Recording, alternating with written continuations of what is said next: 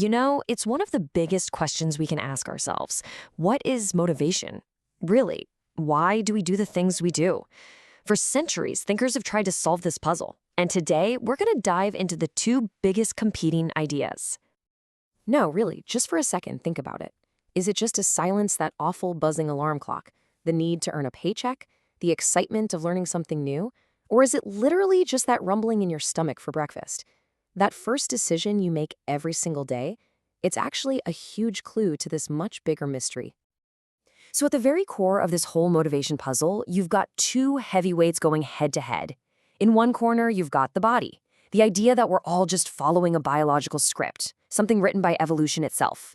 And in the other corner, the mind, which argues that no, our conscious thoughts and goals are the real puppet masters here. Let's see what happens when they face off. Okay, so first up, let's explore the case for biology. These theories suggest that motivation isn't really a choice. It's more like a command that's been hardwired right into our very being. So one of the very first ideas on the table was instinct theory.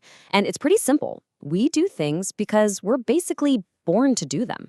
A spider spins a web, a bird builds a nest, and humans, well, we act on these deep-seated instincts for survival. It suggests our motivations aren't learned. They're just part of our factory settings. And that right there leads to a pretty wild and maybe a little unsettling question.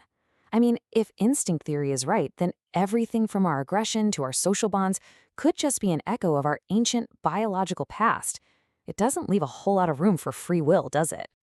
Then came a really influential idea called drive reduction theory. This one frames motivation as a desire for balance, for homeostasis. When you're hungry, that creates this unpleasant internal tension. That's the drive. So you're motivated to eat, which reduces that tension and brings you back to balance. It's kind of like your body's a thermostat, and motivation is just the action that keeps the temperature perfectly set. Okay, but it doesn't take long before we start seeing some pretty big glitches in this whole biological programming idea. Because let's be honest, human behavior is way, way messier than just satisfying basic needs. I mean, these biological theories really start to struggle with modern life. How does money, something you can't eat or drink, become such an incredibly powerful motivator? And why would someone get so lost in a good book that they totally forget to eat, completely ignoring a primary biological drive? Or hey, why do we eat when we're bored? Or drink with friends when we're not even thirsty? The whole biological script it starts to fall apart. And this is the real kicker for drive reduction theory. If our main goal is always to reduce tension and just reach a state of calm, why on earth do we go skydiving or ride roller coasters or watch terrifying movies? We actively seek out tension and excitement. That's a complete contradiction.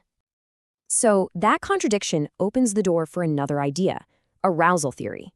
This theory suggests we're not aiming for zero tension at all. Instead, it says each of us has an optimal level of excitement we're trying to maintain. If we're bored, we go look for stimulation. If we're totally overwhelmed, we seek out calm. So it's not about getting rid of tension, it's about finding that personal sweet spot. All right, so since biology clearly wasn't giving us the full picture, a whole other school of thought put the spotlight somewhere else entirely, on the sheer power of our thoughts. This approach paints a totally different picture of what drives us. So welcome to the cognitive revolution. The big idea here is that motivation is a rational process. We're not just responding to instincts, we're thinking. We plan, we weigh the pros and cons. Our actions are driven by our conscious beliefs, the value we put on a potential reward, and, this is key, how likely we think we are to actually succeed. A fantastic example of this in action is goal-setting theory, and it's something you probably already know intuitively. The act of setting a clear, specific, and challenging goal is itself an incredibly powerful motivator. Knowing exactly what you're aiming for, it focuses your effort and leads to way better results than just vaguely trying your best. Then you've got expectancy theory, which kind of breaks it down even more. It says we basically run a 3-step calculation in our heads before we do anything. First, we ask, okay, if I really try, can I actually do this? Then, all right, and if I do it, will I get a reward for it? And finally, maybe the most important question of all, do I even care about that reward? If the answer to any of those is no, our motivation just tanks. But just like the biological theories, this idea that we're all just logical, calculating beings, well, it has its own problems too. Our minds are way more complicated than a simple spreadsheet. See, these cognitive models have some pretty big blind spots. For one, focusing way too hard on a single goal can give us tunnel vision, right? We get so locked in that we start ignoring other important things.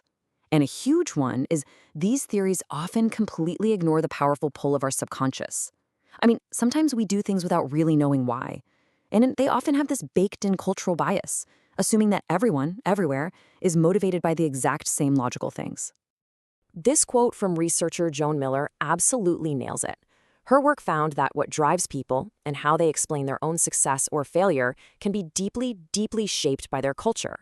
For example, in some cultures, you might attribute success to your own hard work. In others, you might credit the community, or even fate.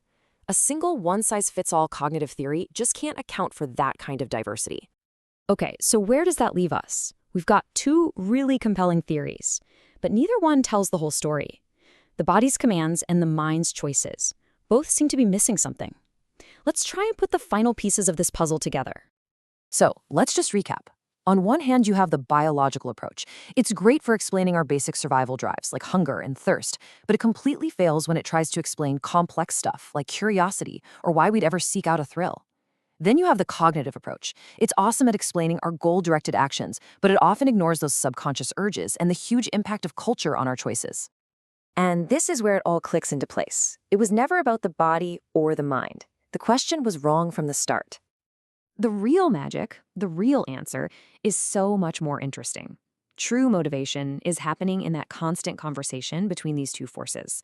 Your biology might be screaming at you to eat, but it's your conscious mind, your cognition, that decides what to eat, when to eat, or maybe even to fast for a personal goal. It is a constant, dynamic dance. And that brings it all the way back to you, right? To that question from the very beginning. The next time you feel that motivational push or pull, just ask yourself, is this my ancient biology talking, or is this a conscious choice I'm making right now? The answer is probably a little bit of both. And understanding that interplay, well, that's the first step to really knowing what drives you.